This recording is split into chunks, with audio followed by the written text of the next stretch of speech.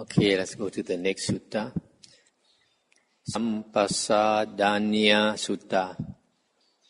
It's about serene faith. Thus have I heard. It's Sutta 28. Thus have I heard. Once the Lord was staying at Nalanda in Pavarika's mango grove, and the Venerable Sariputta came to see the Lord, saluted him, sat down to one side and said, "It is clear to me, Lord, that there never has been, never will be, and is not now another ascetic or Brahmin who is better or more enlightened than the Lord." And the Buddha said, "You have spoken boldly with a bull's voice, Sariputta. You have roared the lion's roar of certainty.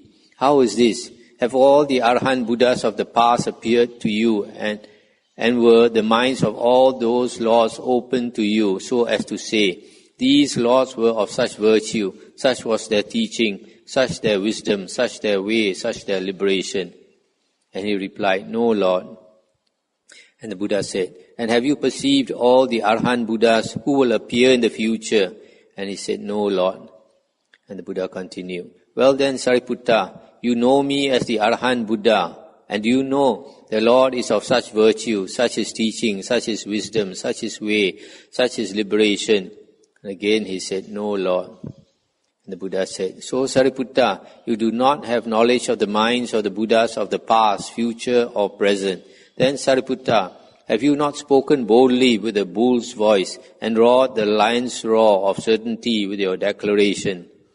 And Venerable Sariputta said, "Lord, the minds of the Arahant Buddhas of the past, future and present are not open to me, but I know the drift of the Dhamma, Lord. Lord, it is as if there were a royal frontier city with mighty bastions and a mighty encircling wall, in which was a single gate, at which was a gatekeeper, wise, skilled and clever, who kept out strangers and let in those he knew.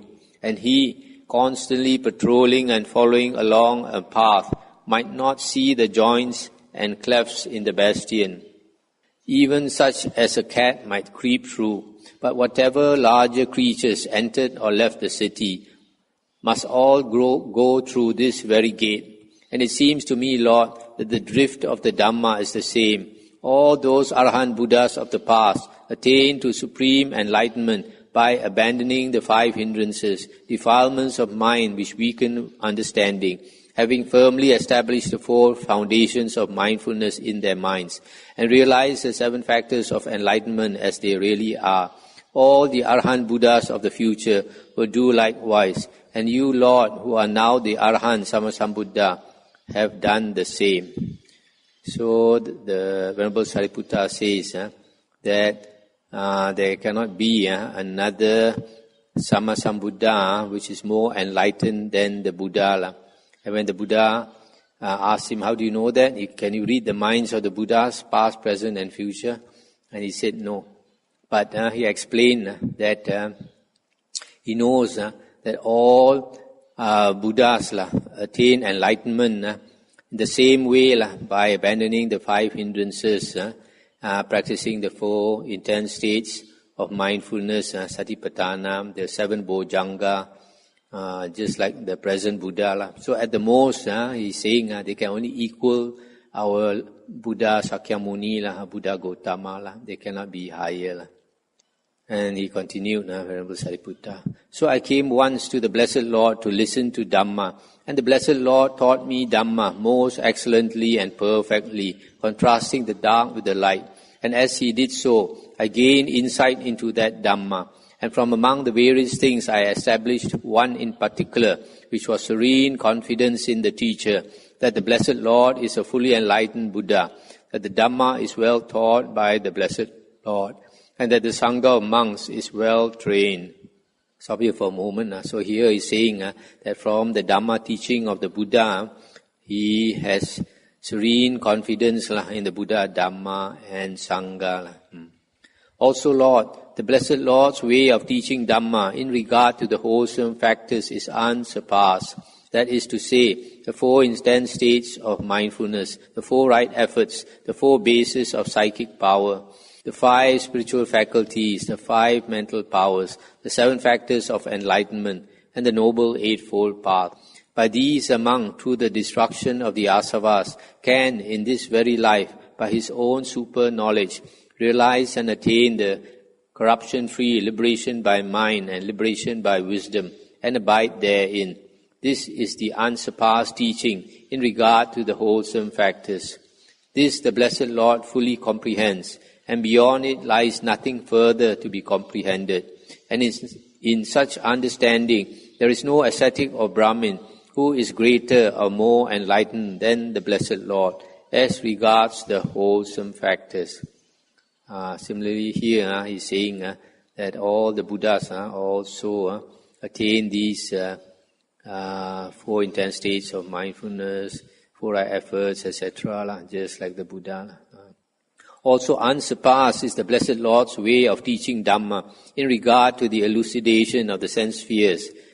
There are the 6 internal and external sense bases, eye and visible objects, ear and sounds, nose and smells, tongue and taste, body and tactiles, mind and mind objects. This is the unsurpassed teaching in regard to the sense spheres. Also unsurpassed is the Blessed Lord's way of teaching Dhamma in regard to the modes of rebirth in 4 ways. Thus, one descends into the mother's womb unknowing, stays there unknowing, and leaves it unknowing. That is the first way. Or one enters the womb knowing, stays there unknowing, and leaves it unknowing. This is the second way. Or one enters the womb knowing, stays there knowing, and leaves it unknowing. That is the third way. Or one enters the womb knowing, stays there knowing, and leaves it knowing. That is the fourth way. This is the unsurpassed teaching in regard to the modes of rebirth. Stop here for a moment. So here, what the Venerable Sariputta is saying is like what the Buddha said, that there is a being that enters the womb, and it doesn't matter what you call it, whether you call it the soul, or you call it a intermediate body, or you call it a Gandhabba. They all mean the same thing, and it's just how do you say, a transitory body, transition state, where this being exists for a short while before it enters the womb. Once it enters the womb, then it's born as a human. So, because it's a very temporary state, the Buddha has not designated it as another destination of rebirth. That is all, just because it's very short time there. So, of course, in the Abhidhamma, they don't acknowledge that there is such a thing that enters the womb. They say nothing enters the womb. The consciousness just starts. But from here, it's very clear that something clearly enters the womb.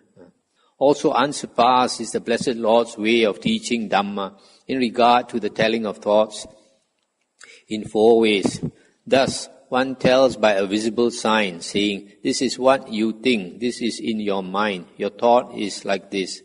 And however much one declares, it is so and not otherwise. That is the first way.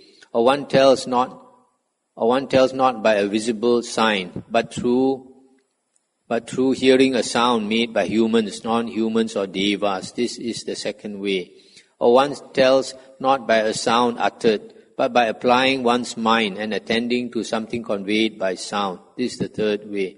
Or one tells not by any of these means, when one has attained a state of mental concentration without thought directed and sustained, by divining another's thoughts in one's mind, and one says, as far as so-and-so's mind force is directed, so his thoughts will turn to that thing. And however much one declares it, it is so and not otherwise. This is the fourth way.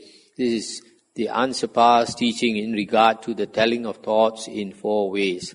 Also unsurpassed is the Blessed Lord's way of teaching Dhamma in regard to the attainment of vision in 4 ways.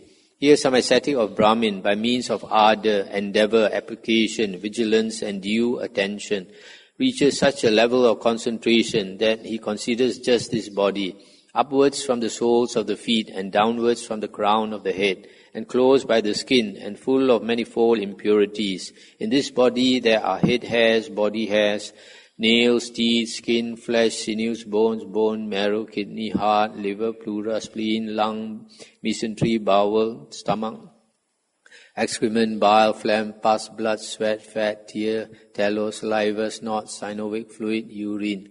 That is the first attainment of vision. Again, having done this and gone further, he contemplates the bones covered with skin, flesh and blood. This is the second attainment. Again, having done this and gone further, he comes to know the unbroken stream of human consciousness as established both in this world and in the next. That is the third attainment. Again, having done this and gone still further, he comes to know the unbroken stream of human consciousness that is not established either in this world or in the next. That is the fourth attainment of vision. This is the unsurpassed teaching in regard to the attainment of vision. Also unsurpassed is the Blessed Lord's way of teaching Dhamma in regard to the designation of individuals. There are these 7 types. The both ways liberated, Ubato Bhaga Vimutta. The wisdom liberated, Ceto, wisdom, Panya Vimutta. The body witness, Kaya Sakin. The vision attainer, Ditthipata. The faith liberated, Saddha Vimutta. The Dhamma follower or devotee, Dhammanusarin. The faith devotee or faith follower, Saddhanusarin. This is the unsurpassed teaching in regard to the designation of individuals. Let's stop here for a moment. These last 7 types of individuals mentioned are the 7 types of Aryans. This is mentioned in the Kitagiri Sutta, Majjhima Nikaya, number 70. And according to Anguttara the first 2, Ubato Bhaga Vimutta, the both ways liberated, is similar to the mind liberated, liberation by mind, Ceto Vimutta, is an Arahant. The second one is also an Arahant, Panya Vimutta, wisdom liberated. The third, Kaya Sakin, fourth and fifth, Kaya Sakin, Ditthipata and Saddha Vimutta. According to the Anguttara Nikaya 3.21, they are either the second fruit, third fruit or fourth path attainer. And then the last 2 are the first path attainers. Also unsurpassed is the Blessed Lord's way of teaching Dhamma in regard to the exertions. There are these 7 factors of enlightenment: mindfulness, investigation of Dhamma, energy, delight, tranquility, concentration and equanimity. This is the unsurpassed teaching in regard to the exertions. Also unsurpassed is the Blessed Lord's way of teaching Dhamma in regard to the modes of progress, which are 4. Painful progress with slow comprehension, painful progress with quick comprehension, pleasant progress with slow comprehension, pleasant progress with quick comprehension. In the case of painful progress with slow comprehension, progress is considered poor on account of both painfulness and slowness. In the case of the painful progress with quick comprehension, progress is considered poor on account of painfulness. In the case of pleasant progress with slow comprehension, progress is considered poor on account of slowness. In the case of pleasant progress with quick comprehension, progress is considered excellent on account of both pleasantness and quick comprehension. This is the unsurpassed teaching in regard to the modes of progress. Also unsurpassed is the Blessed Lord's way of teaching Dhamma in regard to proper conduct in speech. How one should avoid not only any speech involving lying, but also speech that is divisive or sneeringly triumphant, but should use wise words, words to be treasured, words in season. This is the unsurpassed teaching in regard to proper conduct in speech. Also unsurpassed is the Blessed Lord's way of teaching Dhamma in regard to a person's proper ethical conduct. One should be truthful and faithful, not using deception, patter, hinting or belittling, not always on the make for further gains, but with sense doors guarded, abstemious, that means moderate, not self-indulgent. A peacemaker, given to watchfulness, active, strenuous in effort, a meditator, mindful, of fitting conversation, steady going, resolute and sensible, not hankering after sense pleasures, but mindful and prudent. This is the unsurpassed teaching in regard to a person's proper ethical conduct. Also unsurpassed is the Blessed Lord's way of teaching Dhamma in regard to modes of receptivity to instruction, of which there are 4. The Blessed Lord knows by His own skilled observation that one will, by following instructions, by the complete destruction of 3 fetters, become a stream winner, no more subject to rebirth in lower worlds, firmly established, destined for full enlightenment. That one will, by following instructions, by the complete destruction of 3 fetters and the reduction of greed, hatred and delusion, become a once-returner, and having returned once more to this world, will put an end to suffering. That one will, by following instructions, by the complete destruction of the 5 lower fetters, be spontaneously reborn, and there will reach Nibbana without returning from that world.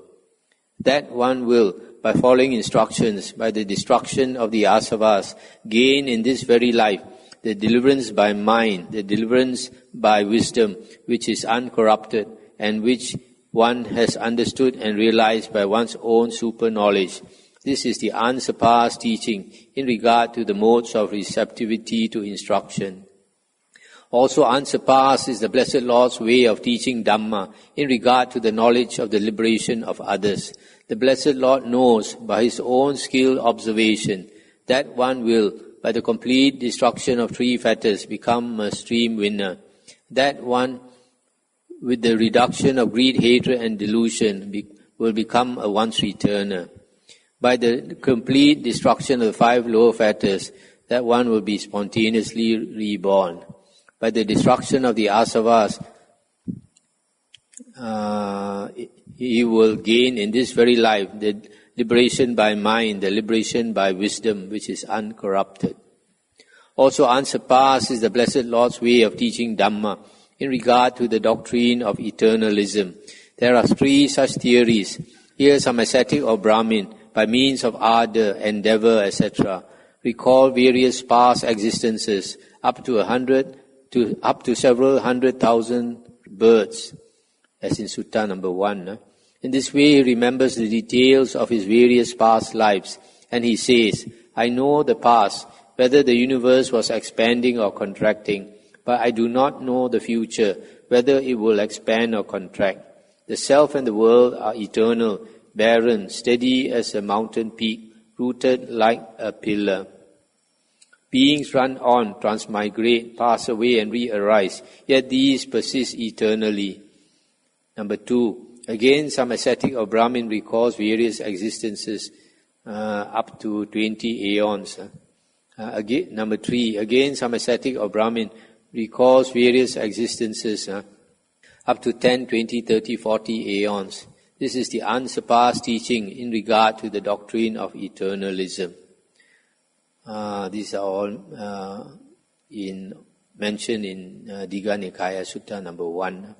Also unsurpassed is the Blessed Lord's way of teaching Dhamma in regard to past lives. Here some ascetic or Brahmin recalls various past existences. 1 birth, 2 births, 3, 4, 5, 10, 20, 30, 40, 50, 1,000, 100,000 lives, many aeons of contraction, of expansion, of contraction and expansion. Then I was called so and so. This was my clan, my caste. I ate this, had these happy and unhappy experiences, lived for so long. And when I passed away from there, I was reborn in such and such circumstances. Passing away from there, I was reborn here. In this way he remembers the details of his various past lives. There are devas whose lifespan is not to be reckoned by counting or computation.